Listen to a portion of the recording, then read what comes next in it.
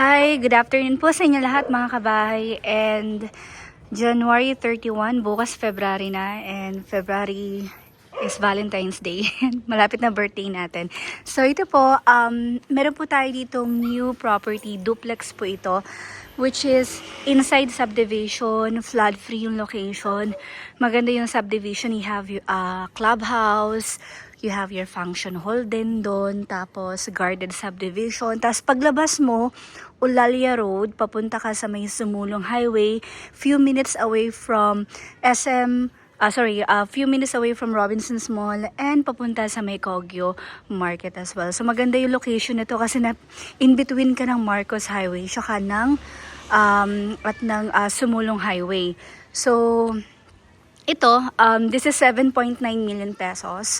So, pakita ko lang po sa inyo yung loob nito as well. Then, ito lang po yung community natin. Ayan. So, maganda yung community dito. And marami na rin tayo nabenta dito sa area na to. Kasi maraming mga buyers ang gusto sa malapit sa Robinson's Mall or malapit sa Sumulong or Marcos Highway. So, ang lote natin dito is 75. Then, ang floor natin is 131 square meter po. This is 3 bedrooms. 2 toilet and bath, then isang carport po. Pwede dalawa, siguro dalawang maliit na wigo. Katulad nun, nandun si Mr. Hi guys. So, kahit isa or isang pick up or motor, pwede. Tapos ito rin, even dito sa ongoing construction na dito sa may kanan na side, still, ganun din yung kasya pong sasakyan. So, pasukin po natin muna to. Let's proceed po sa loob. Ayan. So, binuksan natin yung ilaw dito. So, aside from this project po, madami pa tayong within the area of Robinson's Mall. We have 7 to 8 million pesos or 8.5 million pesos po na property. So, ito po, pagpasok natin, unang bubungad sa atin is yung living area. Ayan. Ganito kalawak yan. Okay, so kung nagsisimulang family lang, like 5 or 6 members of the family, pwede po ito kasi 3 bedrooms po ito. Ayan, so ganito kalawak yan, you have your, may ilaw na rin yan. So up to you kung magbabago po kayo ng ilaw, pwedeng lagyan nyo ng drop light or chandelier. So this one, yung space naman po para sa inyong dining area. Ayan. So, sa dining area, pwede po dyan at least mga 6-seaters po, pwede.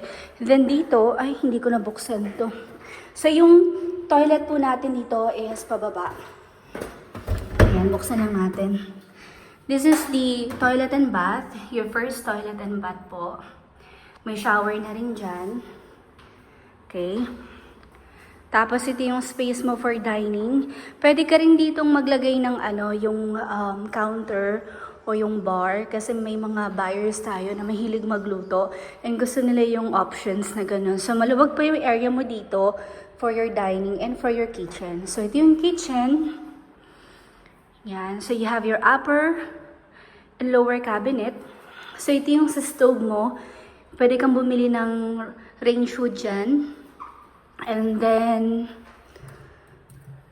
okay, nakapatay pa yung ayan. So, natin dito, we have Meralco, then yung water natin is Santa Lucia Works po. Kasi itong subdivision ay developed by Santa Lucia Land. So, you have your dirty kitchen. Ito. Open nga lang siya. So, up to you kung gusto niyo pong lagyan ng polycarbonate na bubong or takip dito or bubong po dito sa side ng service area mo. So, meron ka na dito yung gripo for laundry space. Then, may mga outlet na rin. Ayan. Then, you have your, dito po, pwede itong, kung gusto mong gawing maid's quarter, possible naman. I-customize mo na lang yung bed. Tapos, meron dong shelves sa taas. Or pwede na lang stock room. Kasi, medyo maliit para sa maid's quarter. But kung isusuma mo, i-customize mo yung bed, possible po, no? Kasi yung mga normal na single bed, I think hindi kasya dyan. So, ito naman po yung common toilet and bath para dito. So, kung mayroon kayong kasambahay po, meron din siya ditong toilet and bath, no? Aside from toilet and bath, doon sa loob. So, yan. After that, let's proceed po sa taas. So, kalimitan po ng payment terms natin dito, it's 20 or 30% down payment. Tapos remaining is through bank financing. Any banko pwede rin po dito mga kabahay. Tapos, ito yung hagdanan papunta sa second floor. So, ito yung kanyang handrail.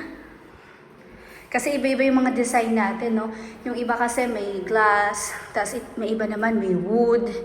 Yung iba naman is yung ganito, metal. So, tapos even yung hagdanan, may iba wood, ang turnover, yung iba naman tiles. So, ayan po. 7.9 million pesos. For me, pag i-rate natin kung worth it ba yung 7.9, yes. Super worth it. Ayan, medyo hinihingal na ako. So, ito po, we have your first bedroom. Ayan. Mataas din yung ceiling, no? So, pagpasok mo, maliwalas. And then, meron tayo ditong cabinet. I think binili na lang to, hindi na to pinagawa. Kasi parang ang cute niya. Ayan. Namumove kasi yung cabinet. Ayan. Mas okay yung namumove yung cabinet para at least alam mo kung saan mo ilalagay. Depende kung nasa inyong kama mo. So, this is your second bedroom. Mas malapad po ito compared dun sa ating first bedroom. Ayan. So, dito po, kasya po dito kahit mga double bed or mga single or double deck po. Ayan. And then, punta naman tayo doon sa ating common toilet and bath. Ayan. So, yung dito ni seller, yung kanyang accent dito is yung wall, yung brown. Ayan. Nakikita niyo yan. Even dun sa living room, ganito yung accent niya. Parang wood type. Ayan. And then, dito naman sa master's bedroom, meron tayo ditong sariling toilet and bath. Tapos, ganito kalawak yung kanyang master. So, ang lawak ng master's bedroom, no? For 7.9 million pesos. Dito sa Upper Antipolo, minsan ka na lang makita ng malalaking master's bedroom na ganito ang presyo po. Ayan. So, ganito rin. Namumove din yung ating cabinet. Ayan. So, may mga drawers ka dito. Okay. Yan. Okay. Nice. Kung halimbawa kulang pa yung cabinet mo, pwede ka pang maglagay kasi ang laki pa ng space mo dito sa master bedroom. Then, dito naman tayo sa balcony.